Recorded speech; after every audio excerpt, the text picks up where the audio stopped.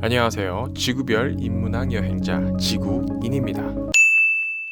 이후에 PC게임과 네트워크 게임의 시대로 넘어가게 되지만 그 얘기를 하기 전에 닌텐도가 어떻게 기사회생하는지를 먼저 살펴보고 넘어가도록 하겠습니다. 그렇게 천하를 주름잡던 닌텐도는 아타리가 그랬던 것처럼 자신 스스로 몰락하고 소니 플레이스테이션의 왕자를 내줍니다. 세상은 CD나 DVD로 발전해 가는데 보수적 시각에만 매몰돼서 혁신을 게을리한 것이죠. 끊임없이 다양성을 주고받으며 발전해야 하는데 대화와 소통을 단절한 채 단기적인 이득에만 몰두한 닌텐도는 스스로 조망 태클을 탑니다. 많이 보던 시나리오죠. 그 와중에 세가 역시 중도 탈락하며 이후 10년 가까이 플스는 독주를 하게 되고, 더더욱이나 잠시 뒤에 얘기하겠지만 게임 시장은 어마어마한 하드웨어 성능의 발달로 인해 콘솔 게임에서 PC 게임으로 패러다임이 옮겨가고 있는 시점이었죠. 거기다 북미 시장은 세계 최대 공룡 기업 마이크로소프트가 헤일로 같은 대작들을 앞세운 엑스박스에 의해 점점 잠식되고 있었습니다.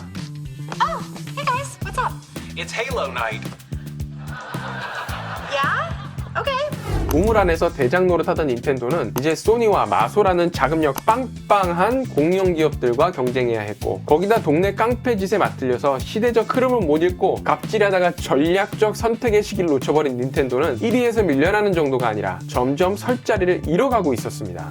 그래서 닌텐도는 애초에 시장 지형 자체를 바꾸는 시도를 합니다. 기존의 경쟁 구도인 레드오션 게임 시장이 아니라 블루오션으로 시장 전환을 하는 전략을 피는데요. 기존 게임 시장에서 경쟁하는 것이 아니라 새로운 고객층을 게임 시장으로 끌어들입니다. 바로 닌텐도 DS와 닌텐도 위를 출시한 것이죠. 기존의 게임 시장은 어린이나 젊은 연령, 특히 남성에 집중되어 있었습니다. 과거의 게임이란 눈 나빠져가며 엄마 몰래 숨어서 하던 것, 너무 오래 하면 등짝 스매시 맞는 나쁜 것이었죠. 닌텐도는 여기서 벗어나 여성과 노인도 할 수 있는 게임, 이른바 어른, 가족, 연인과 함께 하는 게임으로 시장 포지셔닝을 옮겨버립니다. 닌텐도 DS를 바탕으로 귀여움을 통해 싱글 여성을 공략하고, 두뇌 게임으로 아동층뿐 아니라 성숙 시장을 공략합니다. 광고도 싱글 여성을 대표하는 이나영, 송혜교, 아오이유, 니콜 키드만 같은 모델을 기용하고, 성숙 시장을 대표하는 안성기, 장동건, 차태현, 박수홍 같은 모델들을 기용하기 시작하죠. 오늘날의 닌텐도 궁극기인 닌텐도 위 역시 마찬가지입니다. 게임은 칙칙한 골방에 틀어박혀서 혼자 하는 것이 아닌 가족, 연인과 밝은 공간에서 쾌적하고 활동적으로 즐기는 건강한 여가 활동으로 재포지셔닝 하는 것이죠.